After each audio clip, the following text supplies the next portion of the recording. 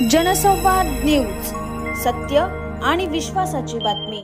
उल्हासनगर जवळील आशळेपाडा परिसरात कौटुंबिक वादातून 3 जणांवर जीवघेणा हल्ला झाल्याची घटना घडली आहे। यात आई, मुलगा आणि मुलगी गंभीररित्या जखमी झाले आहेत। सध्या त्यांच्यावर शासकीय रुग्णालयात उपचार सुरू आहे।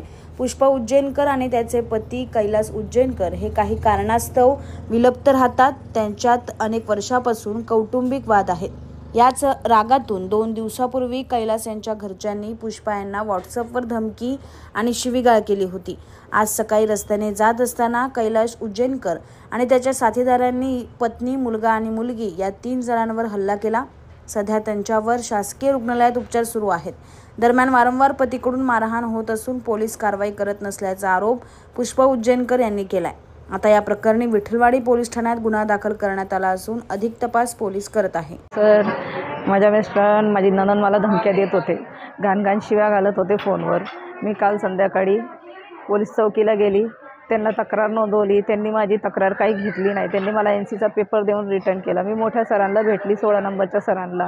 त्यांना मी म्हणले माझ्या जीवाला धोका आहे सर, काहीतरी करा, त्यांना बोलवा किंवा त्यांना घ्यायला जा।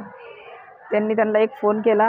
ते बोलले तुम्ही जा, ते कामावून आले का येतील, ते येतील तर आम्ही तुम्हाला फोन करतो। ते काही आले नाही, ते काही गेले नाही। यांनी मला काही बोलवलं नाही। सकाळी मी आणि मुलगी जात होती, माझ्या मिस्टरांनी आम्हाला दोघांना पकडलं, त्यांच्याच घराजवळ खेचत त्याला मागून दांडा मारला आणि त्यांच्या बहिणीला भाषणला बोलून माझ्या मुलीला मारलं। माझ्या मुलाला त्यांनी येऊन ब्लेड मारले, माझ्या बहिणीला ब्लेड मारले। माझ्या बहिणीला माहिती पडलं लोक मारताय तिकडं, ती आली, तिला माझ्या मिस्टरांनी ब्लेड मारलं। माझ्या नंदेने 4 लाद्या माझ्या डोक्यात टाकल्या।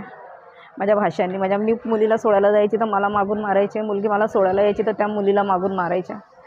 माझ्या घरामध्ये माझे लेकरं, मी सर्व जखमी आहे। सरी चुक आज 10:30, 11, 11:30ची मला इतकं लागल्यावर त्यांनी डोकं वगैरे स्वतः फोडून घेतलं आणि माझ्या पहिले चौकीला गेले आणि माझं हे इतकं रक्त टपकत होतं, मला चालता येत नव्हतं। मला जायला मग तरी ते मला तिथं बोलवता। मी म्हणते सर मला डोळ्याने दिसत सुद्धा नाही आहे, तुम्ही मला बोलवता कसे? माझ्या मुलांनीच थोडं बोललं, थोडक्यामध्ये निपटलं। तरी ते म्हणताय नाही हे आलेले तर तुम्ही या रे। मी पण आली होती, मी घटना व्हायच्या अगोदर जीव वाचवण्यासाठी आली होती, तुम्ही माझ्यासाठी काहीच केलं नाही। माझी मागणी महिलांना न्याय मिळावा।